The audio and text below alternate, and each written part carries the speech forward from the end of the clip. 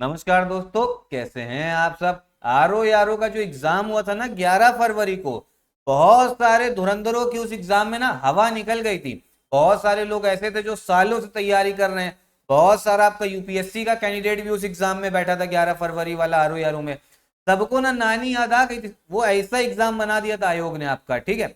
अब तो फिलहाल वो एग्जाम आपका कैंसिल हो चुका है और जो नई डेट है एग्जाम की आरओ यारो 2024 री एग्जाम की, वो है आपका 22 दिसंबर। ठीक, इस समय पे क्या चल रहा है, ये आपका अगस्त जो है ना, अगस्त भी आपका आधा खत्म हो चुका है, ठीक है। बाकी 10 दिन बचे हैं, ये आपका अगस्त भी खत्म हो जाएगा। कुल मिला के आपके पास में जो सितंबर का पूरा महीना है, अक्टूबर है, नवंबर है और दिसंबर आपका, दिसंबर आधा मान लो, ठीक है, क्योंकि 22 दिसंबर को तो आपका पेपर ही है। ठीक, इतना समय, और अगस्त के भी जो बाकी दिन बच रखे हैं 10 दिन जो है उसको भी आप गिन सकते हो। ठीक, तो इतना समय है आपके पास में और आरओ आरओ का री एग्जाम है, ठीक है। अब बहुत सारे लोग कहेंगे कि यार हम जो है जिस नॉर्मल तरीके से हम पढ़ते हैं उसी तरीके से पढ़ेंगे, मेन मेन सब्जेक्ट्स को फॉलो करेंगे और हमारा जो री एग्जाम है ना वो निकल जाएगा। हम जो है दिन में 15 घंटे पढ़ लेंगे, 15 घंटे पढ़ेंगे और हमारा री एग्जाम निकल जाएगा।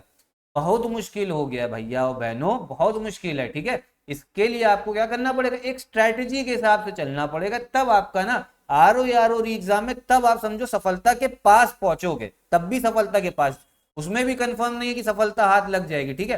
तो स्ट्रैटेजी और हार्ड वर्क है, क्योंकि एग्जाम का जो पैटर्न है ना, आयोग जिस हिसाब से पूछ रहा है आरओ यारो में, वो एकदम अलग है, ठीक है। तो इसके लिए भैया क्या ब्रह्मास्त्र है, कैसे तैयारी की जाए। सबसे पहले इसके लिए आपको क्या करना पड़ेगा, सिलेबस देखना पड़ेगा। तो सबसे बेसिक स्टेप है एबीसीडी से चलो, ठीक है। ये नहीं कि जो जो मिलता जा रहा है संसार में सब पढ़ते जा रहे, एबीसीडी से चलो। अब पहली चीज तो मैं आपको ये बताता हूँ, ये आपको सिलेबस दिख रहा होगा आपकी स्क्रीन पे, ये आपका सिलेबस है, ठीक है। इंग्लिश में है, हिंदी में भी मुझे लगता है जो हिंदी वाले देख रहे होंगे वो इतना तो समझ जाएंगे, ठीक है। अब यहाँ समझो जो आपका पेपर आया था ना 2023 वाला, जो आपका एग्जाम होता है 11 फरवरी को, जो कैंसिल हो चुका है, उसमें देखो क्वेश्चन जो है ना, जो आपको सबसे ज्यादा कम टाइम में सबसे अच्छे नंबर आपको दे रहे थे, वो कौन कौन सा था, ठीक है। आप लोगों को लगता होगा हिस्ट्री ज्योग्राफी, इनसे भी क्वेश्चन आए, लेकिन में मेहनत ज्यादा लगती है। सबसे पहला जो है ना, जो आपका सब्जेक्ट है रीजनिंग, इस पे आपको अच्छे से फोकस करना है। रीजनिंग के बताए 15 क्वेश्चन थे, रीजनिंग के 15 क्वेश्चन। और करना क्या है, डेली से अगर आप अभी भी आधा घंटा ना पढ़ना चालू कर दो, आधा घंटा रीजनिंग, टोटल नहीं, सिर्फ आधा घंटा रीजनिंग, आराम से 15 के 15 क्वेश्चन आप सॉल्व कर लोगे। अच्छा, 140 क्वेश्चन का आपका जीएस का पेपर होता है, 140। हिंदी की मैं बात नहीं कर रहा हूँ, क्योंकि हिंदी जो है ना वो तब भी आसान होता है, वो बच्चे कर लेते हैं, ठीक है। जीएस में ना सबको भैया हालत खराब होती है। रीजनिंग के 15 क्वेश्चन थे, डेली आधा घंटा रीजनिंग लगाओगे ना, आराम से 15 के 15 कर लोगे, अगर अभी भी जीरो से स्टार्ट कर रहे हो। फिर था आपका साइंस, साइंस है ना, साइंस से भी 15 क्वेश्चन आए थे। फिजिक्स हो गया, बायोलॉजी हो गया, इससे ज्यादा क्वेश्चन थे। तो साइंस भी आप लोग डेली पढ़ो, ठीक है।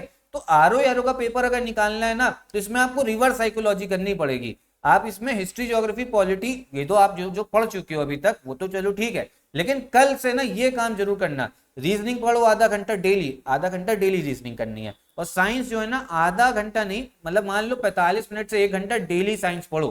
डेली साइंस पढ़ो 1 घंटा जब तक एग्जाम नहीं होता, और रीजनिंग आधा घंटा, ठीक है। पढ़ना तो 6-8 घंटे है ना, 6-8 घंटे के बगैर जो है ना ये पेपर निकलने नहीं वाला है। 6-8 घंटा तो तब भी आपको देना पड़ेगा, क्योंकि आप नहीं दे रहे हो तो आपका कंपटीटर दे रहा है, 6-8 घंटा उसका हो जाएगा, समझे। तो रीजनिंग साइंस, उसके बाद में आप समझो इस, आप सिलेबस भी देखो, तो सबसे ज्यादा जो आपको शुरुआत में इंपॉर्टेंस देनी है साइंस को देनी है 1 घंटा डेली। फिर जो आपको इधर दिख रहा है ना जनरल इंटेलिजेंसिया, ये है आपका रीजनिंग, ठीक है, इसको भी आपको देना है। फिर आपका करंट अफेयर, जो करंट अफेयर है इससे भी 20 क्वेश्चन के आसपास आए थे, करंट अफेयर डेली पढ़ो। फिर मंथली कंपाइलेशन एससीएस का आता है, उसको पढ़ना है, ठीक। इतना कर लो पहली चीज तो, करंट अफेयर को भी डेली आधा घंटा दीजिए। ऐसे पढ़ोगे तब जाके आर ओ निकलेगा, ठीक है। इसके बाद क्या करो, इसके बाद आप पढ़ो, ये देखो जो इंडियन नेशनल मूवमेंट दे रखा है ना, हिंदी में क्या हो गया, भारतीय राष्ट्रीय आंदोलन। तब से पढ़ो, जब से 1885 से कांग्रेस बनी 1885 से, तब से लेके 1947 तक पढ़ो, इससे क्वेश्चन आएंगे। फिर पॉलिटी हो गया, पॉलिटी से भी आपके 10-12 क्वेश्चन थे इस बार के, पॉलिटी आपको पढ़नी है, ठीक है। फिर इकोनॉमी एंड कल्चर को आप निग्लेक्ट कर सकते हो, इसको छोड़ सकते हो, ठीक है, इकोनॉमी एंड कल्चर को। फिर जो आपको ये दिख रहा है ना, जो मिसक्लेनियस वाले टॉपिक है जो बच्चे इग्नोर करता है, एग्रीकल्चर हो गया, कृषि, कॉमर्स, ट्रेड, व्यापार, फिर आपका जनसंख्या, अर्बनाइजेशन, शहरीकरण, इन सबको इग्नोर कर देता है। लेकिन इन्हीं सब से ना आपको आरओ आरओ में सफलता मिलेगी, इन्हीं सब टॉपिक से, क्योंकि इनमें क्या ना ज्यादा मेहनत नहीं करनी। इसको अगर आप बैठ जाओगे ना, एक दिन अच्छे से पढ़ लोगे ना, एक दिन तो नहीं, चलो 2 दिन अगर अच्छे से पढ़ लोगे तो पूरा टॉपिक जो है ना तैयार हो जाएगा।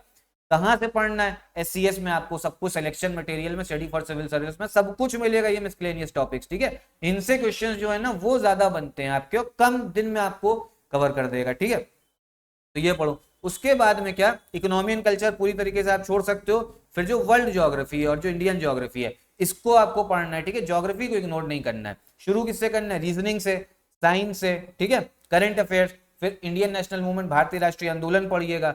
ये वाला जो 2 टॉपिक बता दिया, एग्रीकल्चर, कृषि हो गया, जनसंख्या, अर्बनाइजेशन, इकोलॉजी, पर्यावरण, ठीक है, पर्यावरण नहीं इकोलॉजी, इन सब से आपके क्वेश्चन बनते हैं। फिर आपका करंट अफेयर्स तो मैंने बता ही दिया, ज्योग्राफी पढ़नी है, ठीक। अब ज्योग्राफी के लिए क्या करो, एक शॉर्टकट रास्ता बताता हूँ।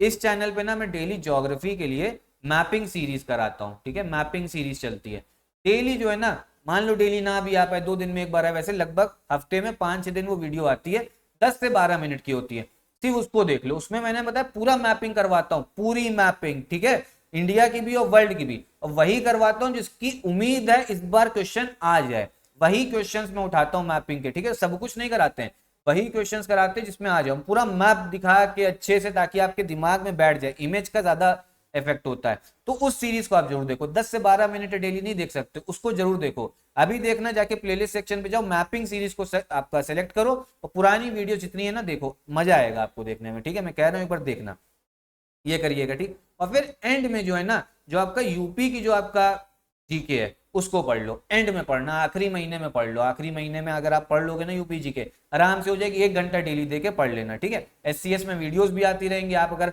पेड ग्रुप ज्वाइन करोगे, सिलेक्शन मटेरियल भी मिलेगा, उसमें अच्छा डाउट क्लियरेंस भी मिलती है, पेड ग्रुप में रिकॉर्डेड क्लासेस भी मिलती हैं। तो ऐसे करके ना आपका पेपर जो है निकलेगा, जैसे मैंने आपको बताया। इसमें अगर आप ये अप्रोच रखोगे कि पहले मैं हिस्ट्री कूदूंगा, ज्योग्राफी कूदूंगा, पॉलिटी, तो नहीं होगा। इसमें आपको उल्टा चलना है, करंट अफेयर्स तो पढ़ने, रीजनिंग करनी सबसे इंपॉर्टेंट, आधा घंटा डेली करो, आधा घंटा बताया सिर्फ, आराम से होगा। फिर उसके बाद में करंट अफेयर्स आपका, सॉरी, साइंस करिए 1 घंटा डेली, 1 घंटा डेली। फिर जो समय आपका बचे ना, उसमें फिर आपको हिस्ट्री पढ़ना, हिस्ट्री 2 घंटा पढ़ो, भारतीय राष्ट्रीय आंदोलन, ज्योग्राफी पढ़ो, ऐसे चलो। फिर ये जो सब्जेक्ट हो जाए, फिर पॉलिटी उठाओ इसकी जगह पे, तब जाके पेपर जो है निकलेगा। जब इंडियन नेशनल मूवमेंट हो जाए, भारतीय राष्ट्रीय आंदोलन, उसके बाद में जो प्राचीन भारत है, एंशिएंट इंडिया, मिडीवल इंडिया, तो वो उठा लो, ठीक है, तो आराम से होगा। अब और क्या चीज करनी है, अच्छा सब लोग ये करेंगे, आपका सिलेक्शन क्यों होगा, देखो इसके बाद में भी ना एक चीज करनी होती है, इसके बाद में एक चीज क्या करनी है, टेस्ट सीरीज लगानी है, ठीक है। टेस्ट सीरीज लगानी, जितने क्वेश्चंस लगा सकते हो ना लगा डालो, जितने क्वेश्चन लगा सकते हो, सब पीवाईक्यू नहीं लगाना, ठीक है। पीवाईक्यू भी पिछले 5 साल के लगाओ, वही रिलेवेंट बचे, नए नए क्वेश्चन। SCS में आपको भैया, हमारी टीम जो है ना दिन रात यही मेहनत करती है, नए नए क्वेश्चन बनते हैं जो आपसे आयोग पूछ सकता है। जो RO का 11 फरवरी को पेपर था ना, कुछ पीवाईक्यू से नहीं आया था, आया भी होगा 2 या 3 क्वेश्चन आए होंगे ज्यादा ज्यादा, मतलब एग्जैक्टली बता रहा हूँ, ठीक है। बाकी लोग तो कह सकते हैं कि इतना इतना आया था, ज्यादा क्वेश्चन आए भी नहीं थे। तो आपको नए क्वेश्चन लगाने जो लेटेस्ट ट्रेंड ऑफ पैटर्न के हिसाब से, ठीक। MCQ लगाइए, यही टेस्ट सीरीज, ठीक है, जितनी लगा सकते हो उतनी लगाओ। इस चैनल पे मैं अभी कल से एकदम नई टेस्ट सीरीज आपके लिए स्टार्ट करने जा रहा हूं, तो आप उसको भी फॉलो करिएगा ना, आराम से आपका सिलेक्शन होगा। इतनी मेहनत तो आपको करनी पड़ेगी, पहले पूरा पढ़ना पड़ेगा जिस हिसाब से बताया, फिर टेस्ट सीरीज, MCQ। उसके बाद में हमारा पेड ग्रुप भी, जैसे मैंने आपको बताया, आप ज्वाइन कर सकते हो, काफी अच्छी आपको उसमें फैसिलिटीज मिलेंगी, ठीक है, डाउट क्लियरेंस, रिकॉर्डेड क्लासेस। कैसे ज्वाइन करोगे, इन नंबर्स पे कॉल करके, ठीक है। यही मैं वीडियो भी खत्म करता हूँ। कोई अगर डाउट हो तो कमेंट बॉक्स में पूछिएगा। नमस्कार।